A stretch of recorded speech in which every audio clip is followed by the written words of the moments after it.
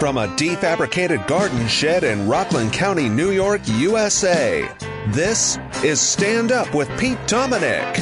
On today's episode, how to ward off stray animals on your morning walk without getting rabies. And now, the podcast host who always has a little something special for those neighborhood attack dogs, Pete Dominick. Thank you very much, Pico, and hello to you. That's right, I've always got a little something in my pocket, a small piece of chicken or steak that I carry along with me just in case a rabid animal was to attack me. The way he held the word rabies is what got me. Hello, my friends, and welcome to today's episode of Stand Up. It's Wednesday, September 28th, as I'm taping this early on Wednesday morning. A hurricane is bearing down on Florida's southwest coast. Those of you listening down there, I hope you are okay, and definitely check in with me. Maybe record a dispatch for listeners I can play just to give an update on what's going on down there. Thinking of you. Yesterday was Julia's 15th birthday, her quinceañera. It came off well. She had some friends over. We had a really great dinner and like an hour-long conversation at dinner. It was a lot of fun and very happy for our girl.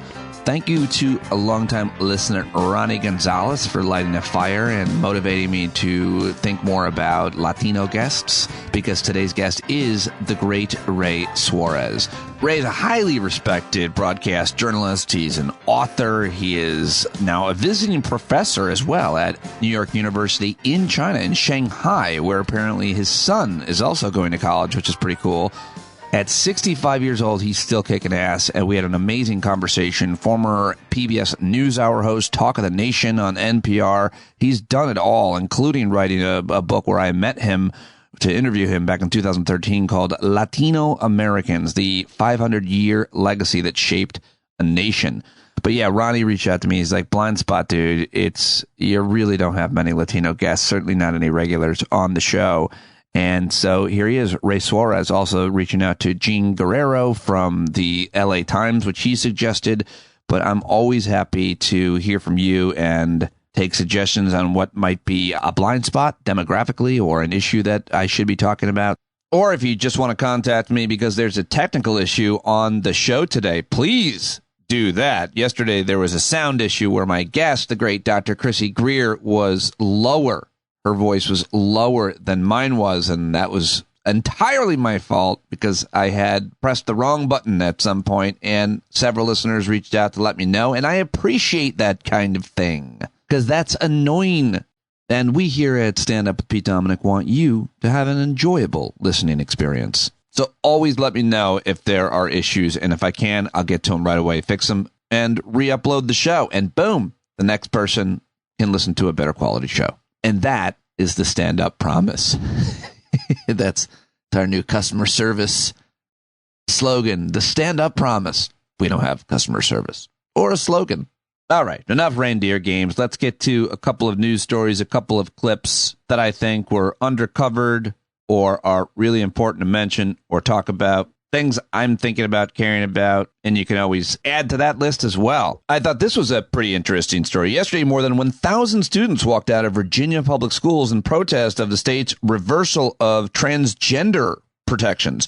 Earlier this month, the governor there, who apparently is thinking about now running for president, his name is being tossed around there. His name is Glenn Youngkin. You've heard of him before because he rode to the governor's mansion on the back of the anti-CRT, anti-woke parents' rights stupid movement, which I fought here in my town. So he rewrote their model policies for the treatment of transgender students, mandating that all students use school bathrooms and locker rooms according to the biological sex they were assigned with at birth.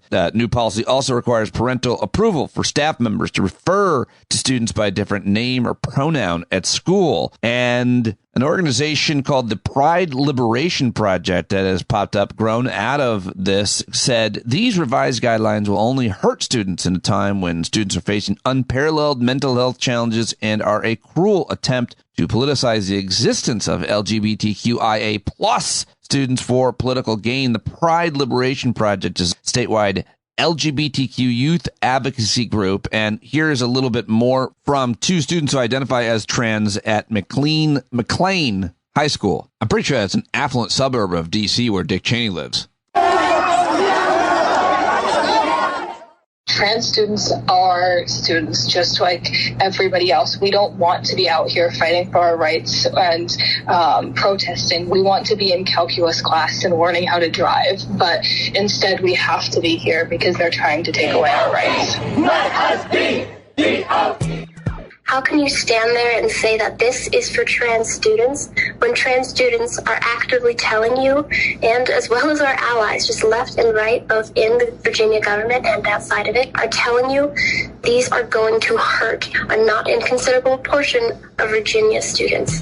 All right, young people standing up for what they believe in Virginia. And now I've got a couple clips from Bernie Sanders, who is making the rounds. Here he is on CBS this morning when asked if he plans to run again for president of the United States. Now, he's 81 years old. The Burn Man. Do you plan to run again? That's something, I haven't made that decision. Right now, my focus, and I'll be going around the country dealing with trying to elect often young progressives, often young people of color who are prepared to stand up for working families and take on big money interests. All right. Well, he says he hasn't planned to announce. He wants to keep everybody speculating, hence keep everybody talking. I don't think he runs again. 81-year-old Senator Bernie Sanders. I don't mind if he does, though, because he always pushes the conversation in what I consider the right direction, which is to the left. That makes sense.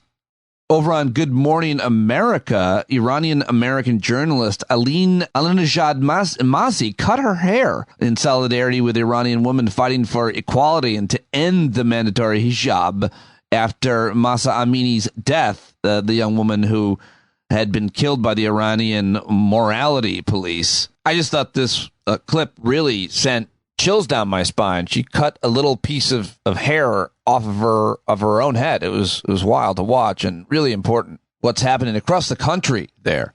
They're cutting their hair. Why? Because this is a way of showing to the rest of the world, which Iranian ordinary women started that, and I want to show you why they're doing this. They're cutting their hair like this in public to tell the world that Mahsa got killed for a bit of hair, for a little bit of hair was shown, was visible. Now Iranian women are angry and telling the rest of the world that we're not even fighting against compulsory hijab.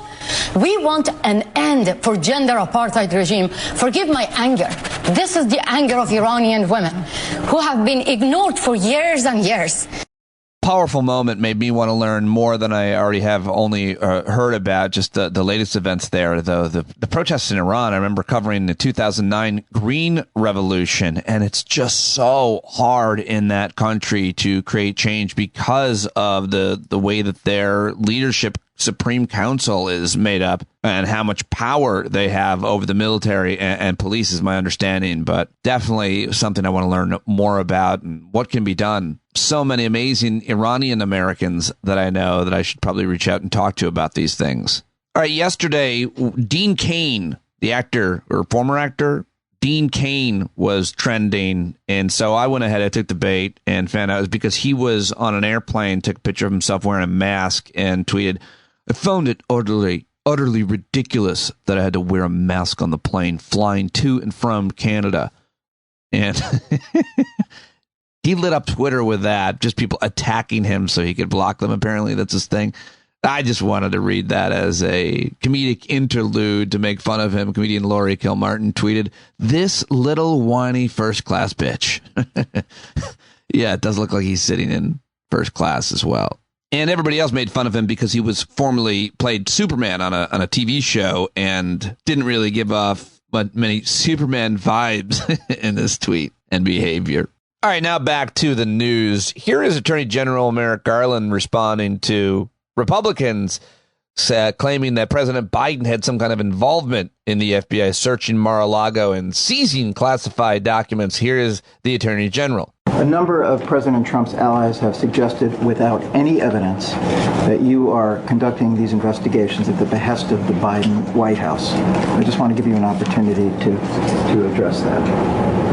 think the president made clear when he appointed me that he would not interfere with in any way in any criminal investigations, and he has stood by that, and there's been no White House participation whatsoever. All right. That is what Merrick Garland sounds like. Okay. So very excited, by the way, to talk to Dahlia Lithwick on, I think I'm going to be posting that for tomorrow. Her new book, Lady Justice, is out, and I'll ask her a little bit about Merrick Garland and the criticism that he's been receiving from her colleagues in the canon, the legal canon. Lady Justice, Women, the Law, and the Battle to Save America. Many of you know Dahlia. She is wonderful, and she's out there promoting this new book, which is just out. Can't wait to talk to her. I think on tomorrow's show, also, I've got a great conversation with the ladies from The Hue that I'm going to share with you. Karen, Vicky, Kimberly, and Frances. Got the gang, the band, back together. Had a lot of laughs and a lot of great points were made, as always. All right, now back to the clips real quick. Here is, oh, wait, what's this one? Bernie Sanders. Forgot to play this. He's now on Seth Meyers, though. What is he doing all this media for? I got to look into it. Seth asking him a good question and Bernie giving a great answer. I want to talk about the Inflation Reduction Act, which is really an incredible accomplishment considering it's a 50-50 Senate. Certainly very high hurdles to overcome to get anything passed. Yet it did come up a little short, or maybe a lot short of what you wanted. I would say a lot short. Okay. So do you think it's enough for Democrats to run on in the midterms, or do you okay. No, I don't. Look, what we don't talk about in Congress and we don't talk about in the media is what's going on with working families in this country. All right, Senator Bernie Sanders. Senator Bernie Sanders last night on Seth Meyers, sorry that got cut off, but he went on to say this is why he's out there. He's out there for the midterm elections. That's why he's campaigning. It doesn't look like he's got a book or anything that he's promoting for himself to make money. He wants to get Democrats elected in November or progressives. You know, he's technically an independent, but he told CBS Mornings that his only focus is making sure that the working class people get their voices heard by getting young progressives elected in November. I'll be going around the country dealing with trying to elect young progressive, often young people of color who are prepared to stand up for working class families and take on big moneyed interest. Not bad. Not terrible. Not a terrible Bernie. Here's a terrible person. This is a trigger alert. This is actually, I am about to play a clip of Donald Trump. If you don't want to hear it, I'm telling you right now, fast forward, I rarely do it, but this one, he's on Newsmax, which is the only place that'll have him now, and he introduced a new N-word. No, not that one, but it was tangentially connected to that one. That's the real N-word, according to Donald Trump, right? What's he doing here? If you look at Putin with his talk, and if you look at, this is not talk, you don't mention that thing that we don't want to talk about. I say the N-word. Well, it means the nuclear word. Mm-hmm. The N-word is the nuclear word, and that is a threat like nobody's had out there. I mean, he's talking about that openly, and it's being handled very badly. Again, this was all something that shouldn't have happened. We're being hurt very badly from within. Oh, man, another person who is really concerned about a potential nuclear attack by Russia, and it's not apparently out of the realm of possibility, according to a lot of serious people, including that Newsmax anchor that you heard say, I agree with you, we're on the precipice. I'm also 25, and my main qualification to be on Newsmax was that the guy who runs the place is my fraternity brother's dad. That's just my guess. All right, let's end the clips on some comedy. Here is Stephen Colbert on the CBS Late Show making fun of former President Trump, who apparently says he has a lot of secret rich friends, which is totally what you say when you have secret rich friends. Take it away, Stephen. And saying, I have rich friends, but nobody knows who they are really sounds like you're making it up. Let's see. Oh, my rich friends? Oh, yeah, my rich friends. There's the duck who swims around in a pool of gold coins, the legume wearing a top hat with a monocle, and, oh, the man in a mustache who gives me $200 every time I pass go. Did you know the world only has 4 railroads? It's true. I park for free. Oh, by the way, I think one of the things that people never talk about being really wealthy and certainly well-known is that you save money by not having to pay for anything.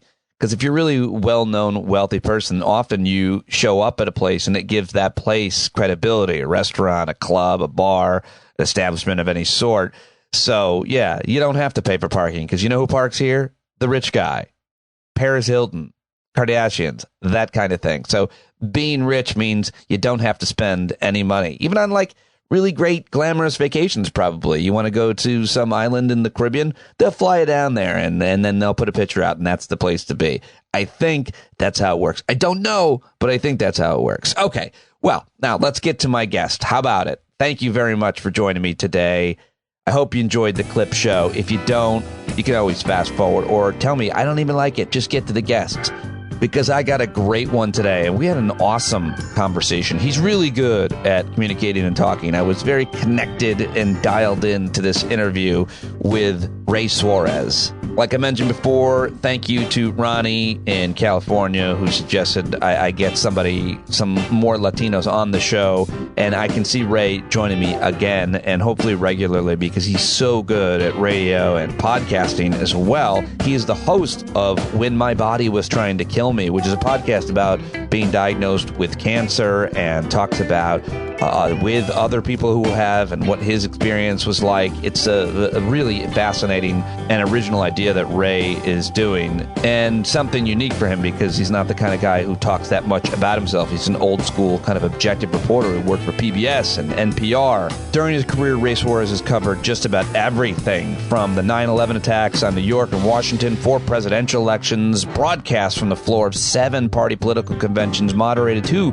presidential primary candidates, debates, reported from the devastating Haitian earthquake, the 2006 Mexico elections, the H1N1 virus pandemic in Mexico, and on the explosion of tuberculosis HIV co-infection in South Africa, among hundreds of other stories. The New York Times called him the thinking man's talk show host and a national resource. And like I said earlier, I spoke to Ray for the first time back at SiriusXM when I had the great privilege to interview him for the book Latino Americans, the 500-year legacy that shaped a nation. Ray has also written several other books, and you should follow him on Twitter at Ray Suarez News. Like I said, now a visiting professor in Shanghai for NYU. That's where we connected, and it was a great connection, which is just so crazy. We talked a little bit about how far technology has come over his career and mine. Ray Suarez, ladies and gentlemen, I think you're really going to like this.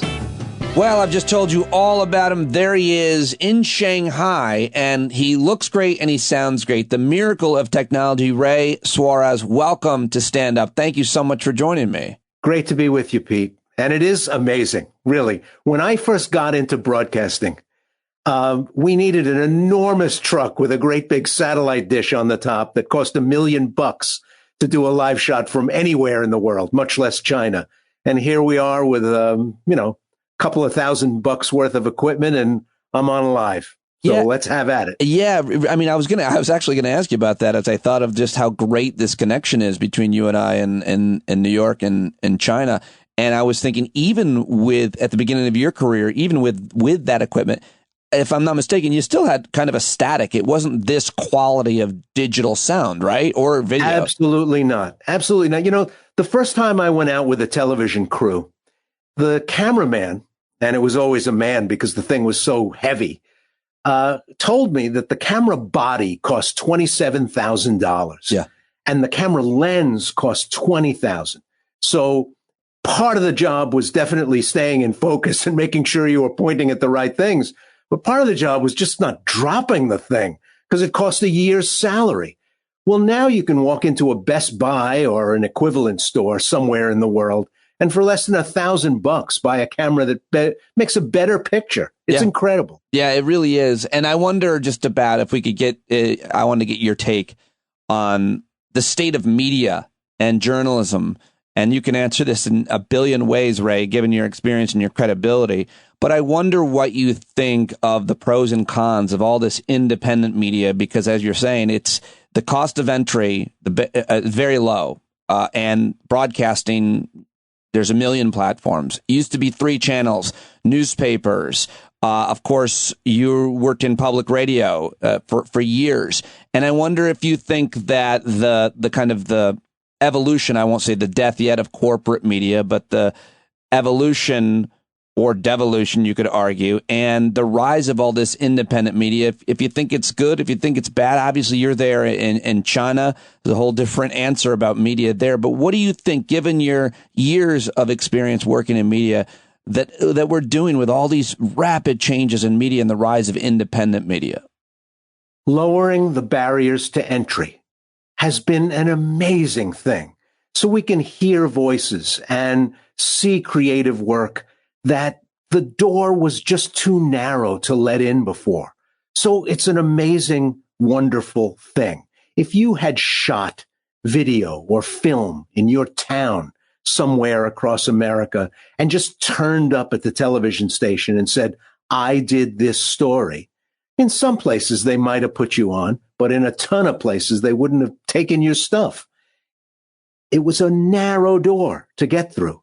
And now, with an internet connection, you can find an audience. So while it is amazing, this moment, it's also tremendously destabilizing. And it's knocked the struts out from under the business. There is no business model for this business anymore.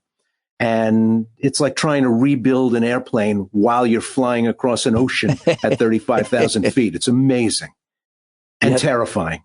Yeah, there really isn't a business model. Any corporate executive who thinks he or she knows what they're doing is gambling. They're taking a risk. It might work, it might not, but it might change next week as well when the new social media platform pops up that you have to adapt to.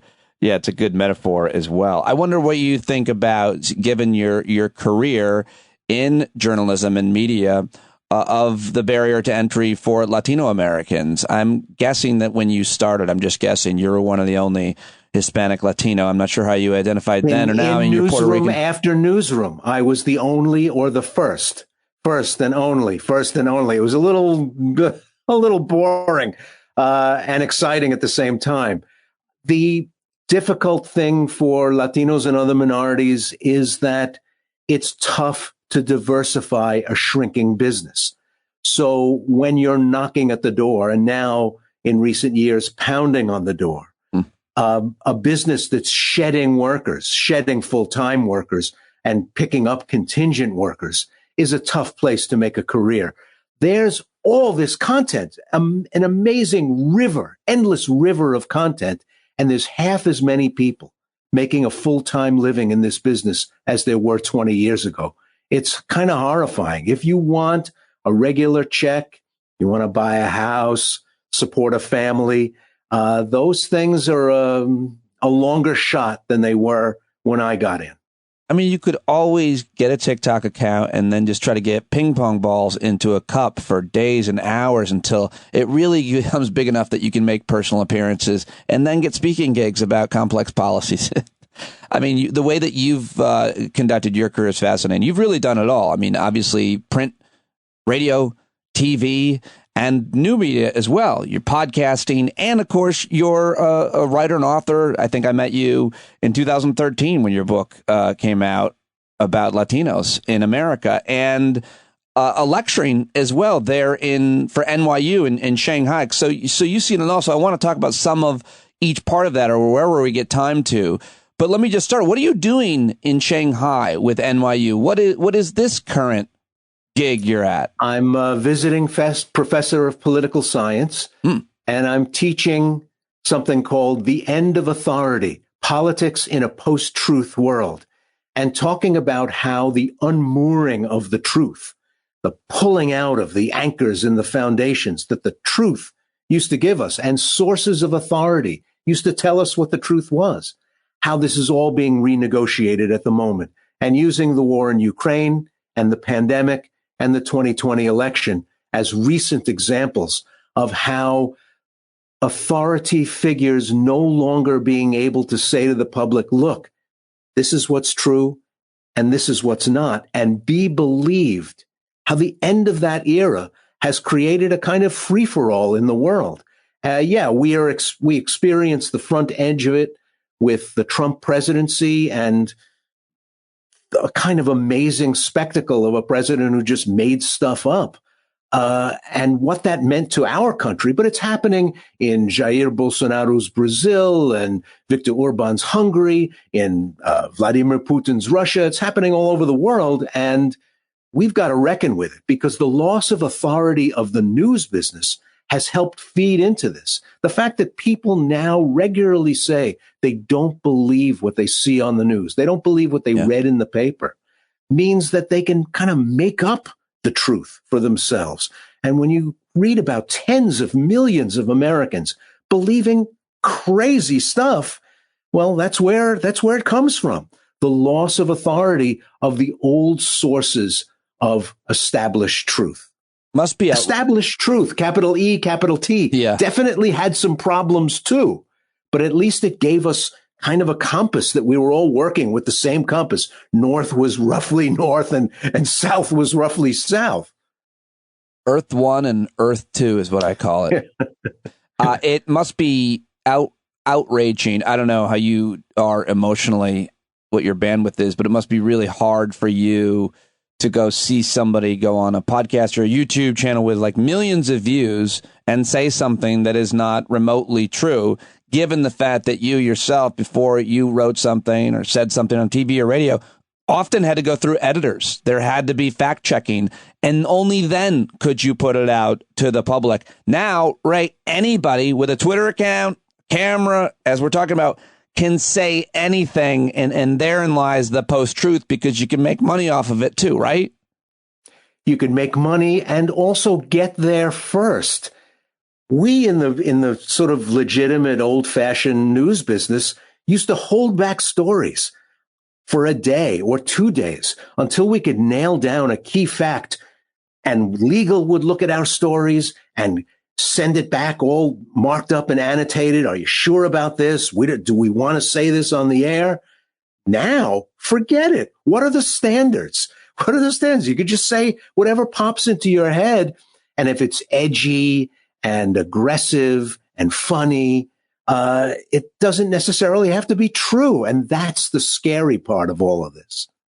Well, I've tried to conduct myself just that way, but then I get to bring on people like you to smarten it up for me, which is exactly what I'm doing today. I mean, you have seen a lot in your career. There's so many different ways to kind of take this. But I just want to ask you one more question, is if I'm in that classroom for the great sounding class that you are teaching, when do you think this kind of began? It wasn't necessarily with Trump, this post-truth. I remember when I first started at Sirius XM, I would call politicians and others who did not believe in climate change conspiracy theorists. I called them You're arguing that there's a huge conspiracy amongst all of the scientists, the world scientists, amongst all of the governments of the world about greenhouse gases. You're implying there's a conspiracy. And I don't know if you think that was fair then, but they used to say it about climate change long before we got to vaccines, much less elections and 9/11, right? When do you think it started, though? Well, the thing is, when does an enormous balloon with a pinhole in it, when do you say it's deflated? It's something that happened over a really long period of time. Sure. But it wasn't until the balloon was really starting to look saggy that we said, hold on a minute. Uh-oh. Gallup has been asking Americans the same set of questions every year, which makes their polling a goldmine for social scientists. And they asked them, do you believe always, most of the time, sometimes, never? Law enforcement, the academy, the medical profession, journalists, and named all these institutions, religious leaders, like 12 or so. And the trend line for all of them since the 1960s has been a steady decline across time. So it's not like there was just a one and done collapse of our belief in the sources of authority. It's more like, leaching away, where suddenly you'd say, well, something is absolutely true. And then you find the whole crowd turning its back on you, because they just don't believe you anymore. And, the Pentagon Papers, the carrying on of the Vietnam War, Watergate, the Iran-Contra scandal, the the ways that government gave away authority by lying to our faces over the years definitely put a dent in that old idea that, if the government says it's got to be true, because in part they're trying to keep us safe and not get in trouble themselves. There was sort of a mutual self-interest involved in them being straight with us. Now, nobody believes government. Republicans don't believe anything Joe Biden says. Democrats didn't believe anything Donald Trump said. And that erosion of trust is not just something that looks bad and feels bad. When you're trying to run a big clanking machine like the government, it's an essential lubricant, trust. And once it's gone, man, is it hard to get back. It is hard to get back if you ever can get it back. Great points. The Gallup polls and the trust in institutions, specifically in government. And you can talk about when that began to erode. And there's been so much written about that. It's a really, really important point, because when government starts to erode as a result of all these scandals that you mentioned, and I could pick up where you left off and talk about 2008 financial scandal and the Iraq War, and obviously the things around the pandemic and the election and so on. What about, though, the rise of kind of right-wing media? I mean, there was really not a lot of left-wing media or right-wing media. It was called corporate media. It was called liberal media by folks on the right. But before that, it was corporate media. We could talk about Vietnam and how long it took to get the truth out of there and other places. But so often people focus on the Murdoch empire, Fox News, and I think that's really important. But I also, as a radio guy, think a lot about Rush Limbaugh and then Hannity and those who came after him. Michael Savage, remember that guy? What are your thoughts on the rise and role of right-wing media? We'll never have a fairness doctrine, I realize, but it's not nearly as pervasive, although that's changing, in places like Canada and other places, even the UK, where Murdoch Canada has regulated broadcasting, and the UK still does. What happened in the United States was that AM radio stations started to not be very valuable anymore. As music and entertainment and audience moved to FM, AM radio stations started to lose audience share and lose their value. And big corporations owned a lot of AM radio stations. Well, what could you do? What format could you program cheaply, syndicate easily, and didn't need the exacting reproduction standards of music stations? There's a difference. When you listened to a prog rock album on a really good FM radio station, it just wasn't going to sound the same on an AM radio. But hey, somebody on the telephone yelling about commies and fluoride in the water, that didn't have to sound very good. And Rush Limbaugh and many others pioneered networking, syndicating those programs very successfully at a time when America was kind of at an inflection point, and simplifying, flattening the complex issues we faced as a country was catnip for millions of Americans who felt that the country was changing in ways that they weren't comfortable with. There were rising personalities in politics and entertainment that they weren't comfortable with and they didn't see themselves in. And this was an alternate universe, a comfy home that they could retreat to and be reassured that they were the ones who were being screwed and alienated and boxed out of success in this country.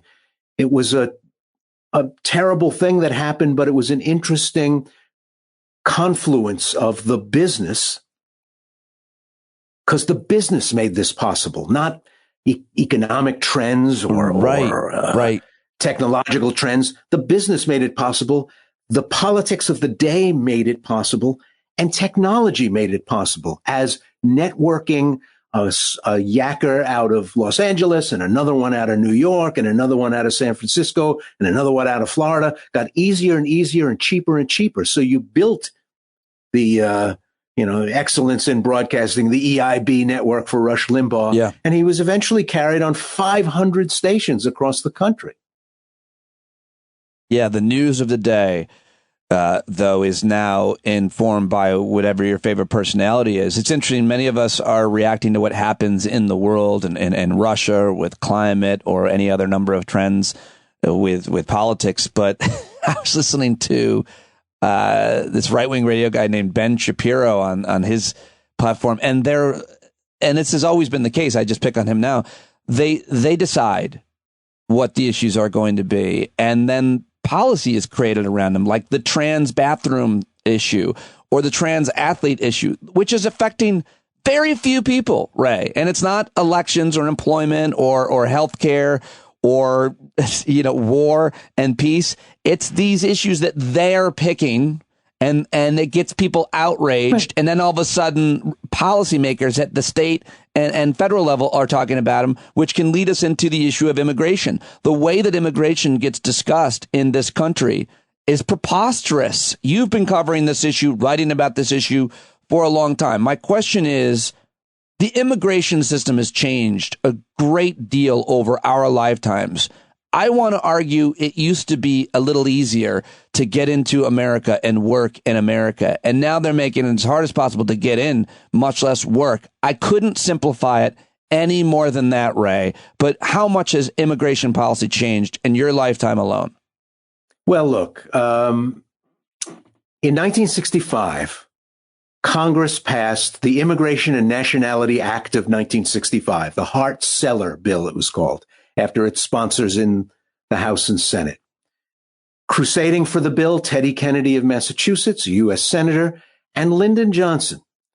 And it got passed in part because Johnson and Kennedy assured reluctant senators, many Democrats in the South, back when there were still Southern Democrats in the Senate, that not that much was going to change. We had a quota system that was heavily skewed toward Europe in general and Western Europe in particular. So it was hard to come here from anywhere else in the world. But by the mid-60s, people didn't want to come here from Western Europe. Western Europe was thriving. They had 30 years of growth after the end of the Second World War at breakneck speed and were living their best lives. They didn't want to pick up and move to another country and learn another language and start at the bottom of the totem pole. But people from the Philippines wanted to come here, and people from Nigeria wanted to come here, and people from Venezuela and Colombia and Panama wanted to come here. And Lyndon Johnson opened the rest of the world to migration. And when you see those guys with tiki torches marching around a statue of Robert E. Lee, in part, they're reacting 50 years later to the Immigration and Nationality Act of 1965. It is the bill that changed who comes to America and thus started the clock ticking on that 2045 date when somewhere in the country, in some maternity ward somewhere, a kid is going to be born that changes the racial balance of the United States, making it a slight majority for people whose ancestry is traced to Africa, Asia, and Latin America, not to Europe. We used to think we could handle it. Things that are going on in America right now show us that it's going to be a wrenching change for a lot of people. Give me another. It's a great history of it and a really important point, but another touchstone. I wanted to ask you just about 2013 when Barack Obama was president. I was covering this issue at Sirius XM and CNN, and I remember I had covering the nitty gritty of the comprehensive immigration reform. My recollection is 12 senators in a very divided Senate. Republican senators voted for it, but then it went over to the House, and the Speaker of the House was John Boehner, majority Republicans, and it was, of course, Obama's second term. They didn't want to give him a win, but they didn't also, people say, want immigration to become less of a cudgel, less of a wedge issue. So he didn't even take it up for a vote because analysts at the time who were counting those votes said it would have passed. And comprehensive immigration reform would have been signed by President Obama, and nothing will ever be even remotely close to perfect or a well-oiled machine, but would have created a pathway to citizenship, DACA, obviously billions in security as well. What about 2013 or any other point that you want to talk about on the issue of immigration that really changed the direction, Ray? Well, the biggest date in recent years is in November 2016 when Donald Trump is elected. Fair enough. Because it used to be an old saw among Republicans. They would say, Democrats want open borders. Democrats want to let everybody in, which has never been true. Talk to Marcy Kaptur of Ohio. She'll tell you that's not true. Talk to Sherrod Brown. They'll tell you it's not true. Yeah. But it was an effective trope. They would say, Democrats want to let everybody in, and they want to make illegals legal. We favor legal immigration. That was always the Republican line. Yeah.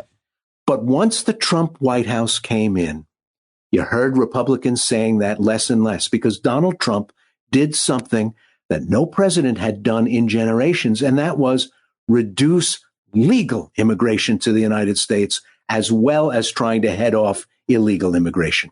People kept saying that old cliche, oh, we're just in favor of legal immigration. But the fact is that Stephen Miller, at Donald Trump's elbow, whispering in his ear, put out a bunch of policies that, when taken together, reduced the number of legal immigrants to the United States. And we have these labor shortages that we have in various markets across the country. If the birth rate is down, and it has been down, the birth rate tanked after the 2008 recession. One of the ways a country like ours with a dynamic economy functions, puts people in entry-level jobs, is to have young people in their prime working years coming to the country and having children of their own, because immigrants have more children than native-born couples. We are setting ourselves up for higher labor costs later in the 2020s, but also in the 2030s and 40s, when the kids who weren't born in 2008 and 2009 and 2010 aren't becoming adults entering the workforce in 2032 and 2033. So this is a long tail challenge. And right now, because the Congress is so closely divided and thus paralyzed, we can't have an adult conversation about the needs of the country and what the rules should be for coming in and for staying here. We certainly can't, but you and I can, and we are. And I'm so happy to be talking to you, Ray. It's just so great to hear your voice, your thoughtful answers to each one of these questions. You've seen so much, and your ability to kind of crunch it and answer these questions so well is I love it. I'm really enjoying it. So let me just ask you that one of the other things that we can't do is talk about the different forms of immigration, the different reasons why people come here, the difference between migrant and refugee and immigrant and legal and illegal and undocumented and, oh my God, alien and crime. We have a very difficult conversation around all of this. And then within the Latino community, of course, there is a sad hierarchy and competition between Cuban and Puerto Rican and Venezuelan and Mexican and so on and so forth, and the types of jobs and industries and places they even settle and live in. What is the conversation that we need to be having specifically about the Latino migrants that are coming and how they are different? Some are seeking asylum. How do you prove that they're seeking asylum? How many people are really coming here to commit a crime? What a ridiculous thing to even think that someone would want to leave a place to come to commit a crime. But yet that is the main trope, certainly on the right. How do we talk about and help people understand who's coming and why they're coming and how there's massive differences? Oh, I forgot to mention caravan.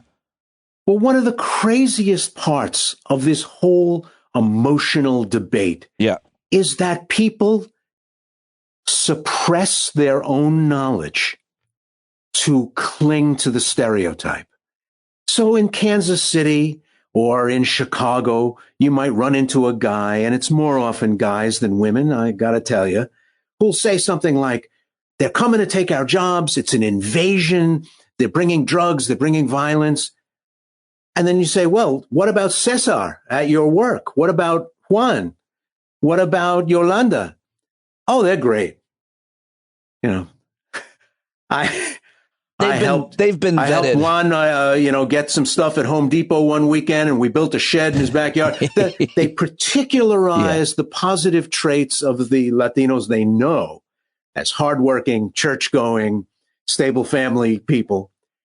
The ones who are causing the trouble are this brown horde out there who they don't know. So you're still able to stress that stereotype while lauding the good traits of the ones you know. It is schizo.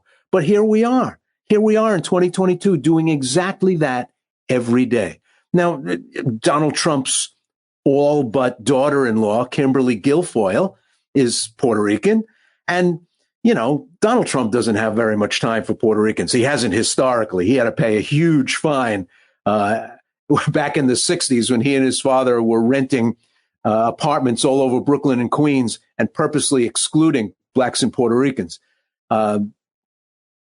Yet he'll say wonderful things about Kimberly and say horrible things privately about minority Americans. So to be fair to Donald Trump, he probably doesn't know that she's Puerto Rican. He just thinks she's attractive. Maybe so. I can't. Who can know the mind of such a man? No, I hear your point is, yes, your point is taken. I don't know that you were finished it when I interrupted with my joke about his ignorance, but the ones that we know, I mean, but the standard should be, of course, that we pass policies for people that we don't know. We want to make other people's health care better, employment better. Well, if a policy targets a certain group of people, minimizes or marginalizes them throughout history, like voting, then... But the stuff that we know, Pete, this is the crazy part. The stuff that we know says the exact opposite of the stereotype. So what do people keep saying?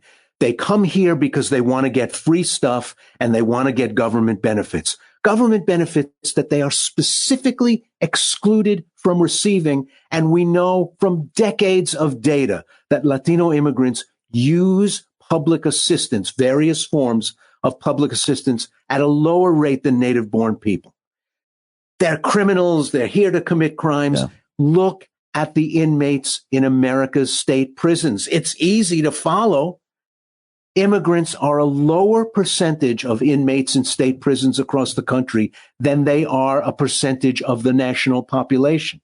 Again and again, these crazy ideas about who these people are. So you see them doing landscaping and construction and running wires in new buildings in a subdivision. They're all over the place. They're orderlies in hospitals. They're taking your blood at LabCorp. They're doing all these jobs.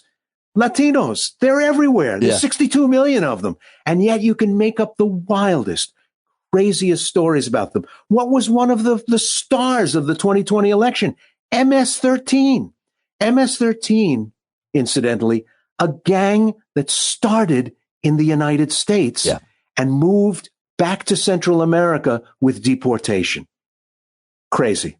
The most kind of ironic image, and this isn't something I make up, this is something I've actually seen with my face, my eyes, is a neighbor with Bill O'Reilly blaring, Fox News blaring on the big screen. And to be fair, I don't know if they were covering immigration that day, but this neighbor, and this is people all over the country, watching Fox News, some guy screaming about immigration while his lawn is being mowed by a team of hardworking, probably undocumented people, most likely, which is, you know, how they pay such a low fee because they don't have to pay them legitimately. And it's while they're watching and they're believing and they're supporting their Facebook. And meanwhile, they're employing. And the whole deal is everybody's paying less.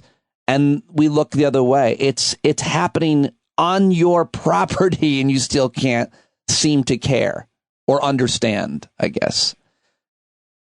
Well, I would not want to knock all my 320 million neighbors as racists. But I'll tell you, there was opposition to immigration from the time large-scale immigration began in the mid-19th century. So this is not new. People feared, were suspicious of, equated immigrants with crime and with disease. Yeah. These are very old ideas, deep in the American personality. And true around the world, though, as well, not just America. And true around the world. Yeah.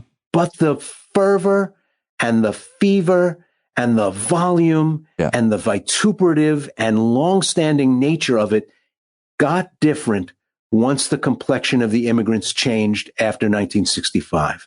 It just, we love those sepia tone photos of people standing at Ellis Island with little American flags with the Statue of Liberty in the background.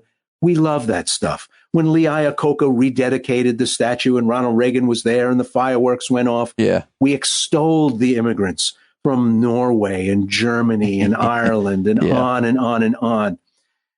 Nobody says everybody's black on Martin Luther King Day, the way they say everybody's Irish on St. Patrick's Day. Right. Nobody says everybody's Latino this month because they don't really, they would never say that. That's okay. We don't need them to say it. Just play fair. Just play fair. As part of the Vox News initiative or highlight, they have a series, The Power and Potential of Latino Voters, in their highlight section. You wrote a great piece for them, Ray. I'd love to just ask you about here at the end. It's titled, Democrats Lost Ground with Latino Voters in 2020. Will the midterms be worse? Republicans are slowly winning over Latino voters. Democrats may not have learned from their 2020 mistakes. Ray, what mistakes did they make? Tell me a little bit about what you learned and probably already knew most of in writing this article for Vox. Well, I was critical after the 2020 election results were in of media that went berserk about South Florida and the Rio Grande Valley. Yes, absolutely. The Rio Grande Valley went more Republican than it had in previous cycles. South Florida, the Democrats did not do a good job in holding on to seats, and they allowed themselves to be red baited into losing some congressional seats. But it was exaggerated, the Trump appeal among Latinos. Joe Biden won Latinos 2-1. 2-1 sounds like winning to me. Now, part of the problem is that if Republicans make steady gains, part of the problem for Latino Democrats is that if Republicans routinely cross 40% with Latino voters as their numbers grow inside the population overall, it's going to make a lot of places toss-ups that should be lean Dems. It's going to make a lot of places lean Dem that should be solid Dem. So the Democrats definitely have a problem. They can't count on a Latino vote that, like the black vote, is 90-10 in favor of the Democrats. But when you talk to Latino voters about what they want government to do, they give you a very un-Republican profile. They want government to be effective and serve them. They want to be able to rely on government services. They want good, well-funded public schools. They think the government has a role in regulating the economy so that there aren't bank failures and mortgage crises and all these things. Latinos are way heavily majority against the Dobbs decision in the Supreme Court that allows states to make abortion illegal. You look at the profile, and as the issues add up, it doesn't look like great ground for Republicans. But when Democrats are in office, and right now they may not be very much in charge, but they do have the White House, the Senate, and the House, razor-thin majorities, which makes it very tough for them to do anything. But if you're in charge, you get blamed for what's happening. Right. And Latino families were socked by the sudden rise in gas prices, especially in places like Southern California, where because of the vagaries of the housing market, a lot of Latinos live really far from where they work because of housing prices. And so they have to gas up and use a couple of tanks of gas across the week. And they felt that pinch really heavily. They're feeling the pinch of inflation. They make lower wages than workers in the economy as a whole. So who do they blame? They blame the guys that are in charge right now. And Latinos turn out in lower numbers in midterms. So if the Republicans do a better job in targeting older Latinos, ones who attend mass regularly, that's the more conservative part of the population overall. Right. They know that young Latinos and, thousands turn 18 every week and will turn 18 every week for years to come. So this is a big bulge coming through the population. Republicans aren't very hopeful about those people. So they're not particularly anxious for them to vote. Right. But if they can get your grandmother to vote or register on her way back from Mass, they think they got something there. So they're pinning their hopes on people like Mayra Flores in South Texas. Why not? I mean, they want to fight for this population. I can't understand why Governor DeSantis would mess around with Venezuelans when part of the coalition they're building in South Florida is Venezuelans who are afraid of socialism. So Republican candidates hammer away at socialism and at government programs. And then you turn on your TV and you see these people standing around dazed in Martha's Vineyard. I just don't get the politics of it. You wrote that. I think it was on Twitter. Maybe you wrote that. And I was like, I'm really interested in the answer to that. I'd really like to know how the Venezuelans in Florida who are there see Ron DeSantis putting these Venezuelans who are seeking asylum, I guess that means they're legally here, on a plane. And I don't know. I mean, if they're Republicans, maybe they just don't. I don't know. Maybe they just don't care, even though they are. One Venezuelan was very cynical and said to me, well, these are poorer people and they're darker people. So the Venezuelans who are already in South Florida don't care. I hope that's not true. Yeah, that's I would like to think that's not true. Yeah, without knowing anything other than poor and darker, I was thinking that, but I didn't want to say it. Let me ask you one last question. Man, I'm loving talking to Ray Suarez, so you got to follow and listen to his podcast. The things I thought about when my body was trying to kill me. Fascinating. This is much different than almost everything you've done in your career, and certainly anything we've been talking about. And the reason is because you never really get to know a great journalist themselves because they don't use the word I. You yourself, most of your career, have not used the word I or talked mostly about yourself, but you were diagnosed with cancer, and so you thought maybe I should talk about myself. I don't know why. Tell me a little bit about how this journey began. Well, it was a bolt from the blue being diagnosed with cancer. And as I went through the process of being diagnosed, assessed, having surgery, chemotherapy, aftercare, I thought, well, there is a story here. There's one person's story about how to process this sudden threat to the rest of your life, thinking about your wife, thinking about your kids, thinking about everything you've done up until now, whether it made a difference to anybody. I'm not a person who thinks about that stuff usually. I have a great relationship with my kids. I've been married for 42 years and that's in fine shape. But, you don't think about your life in the way you do when you think your life might be ending. And so I made a podcast out of it, talked about various aspects of diagnosis and treatment and about the role of religious faith, if you have one, and how it might help you or not help you get through a dangerous diagnosis like that. It was cathartic for me, but also I think useful for a lot of people. I've gotten a lot of letters back from people who have been caregivers for people suffering from cancer, people who've been through it themselves, are going through it now, and they've been very grateful, and that's very gratifying to me. They were very complimentary of the way I told the story, and it was a first foray into using the word I. Not something I want to overdo. It's like jalapeno pepper. You use some, and it adds zest and zing to a dish, but you don't want to do it every time out of the gate. Yeah, that's how I feel about grapefruit. But that's I mean, both of those are weak metaphors because I think that you doing this is one of the best things you've done. I think when someone who knows how to tell a story is able to tell a story about themselves, it's wonderful. And I really appreciate this. And I really appreciate you joining me. You have always been, up there on a pedestal for a guy like me and watching you, whether it be on PBS or listening to you on the radio or reading your work. And even now following you on Twitter. I love it. I love to, I heard you on MSNBC over the weekend. I was like, man, it's been a while since I reached out to him. I wonder if he'd join me. And I'm so gratified that you did join me. And I hope that you will come back and talk with us again, Ray. Absolutely. It was fun. So consider it a date. How's your health? I meant to ask.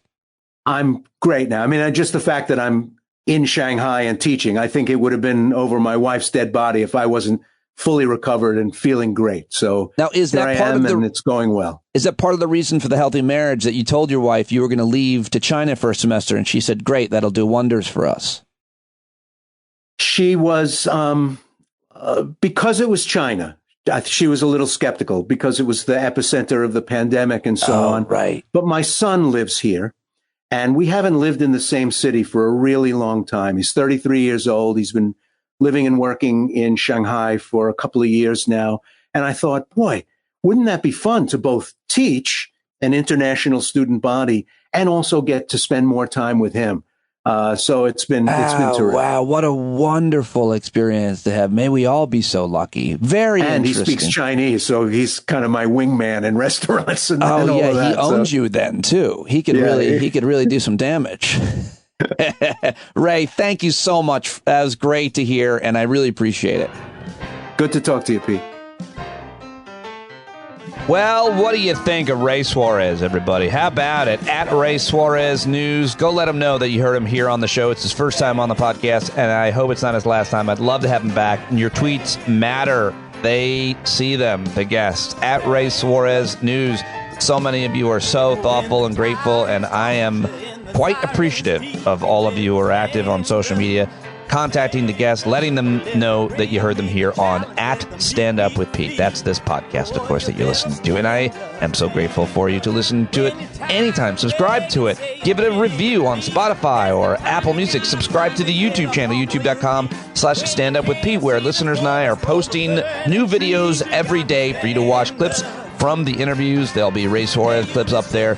Chrissy Greer clips are up there now. If you want to go check them out, please do. Go subscribe to the YouTube page. That is another way to support the show and the community and be a part of our community, where you'll have access to our Discord chat platform and our Hangout, which this week will be on Friday night because Thursday is Val's birthday. So I'll be doing that, although maybe if she goes to bed, I'll pop up spontaneously on Thursday night if I want. I reserve the right. All right, out of time. John Carroll, take a sap. Be the change you want to see in the world, everybody. I love you. Go do something for the midterm elections today. Just do one thing for a candidate somewhere. Talk to you tomorrow.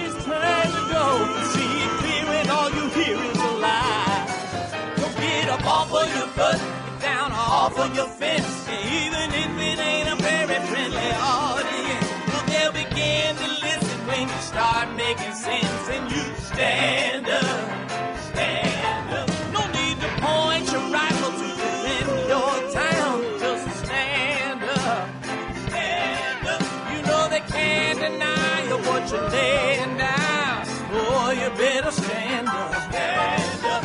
Show your face of every color, yellow, black, red, and brown. She's the place where every lost child will finally be found. There's only one thing to do before we stand our ground, and that's stand up. Stand up. Well, the founding fathers saw a land for all. They had to stand up. They had to stand up. They had a keen imagination for a crystal ball, drawing all the plans of stand up. But all they had to go on was the time they were in, with other causes for laws, and since they weren't even sin, they knew that change was gonna come before the change could begin. They had to stand up. All right, they had to stand up. We got to stand up. We got to look the devil square in the eye. We gotta let him know it's his time to go, and make it clear when all we hear is a lie. Where the money all went, it'll be the cost of freedom that'll go unspent. You can see him flee the scene of that experiment if you stand up.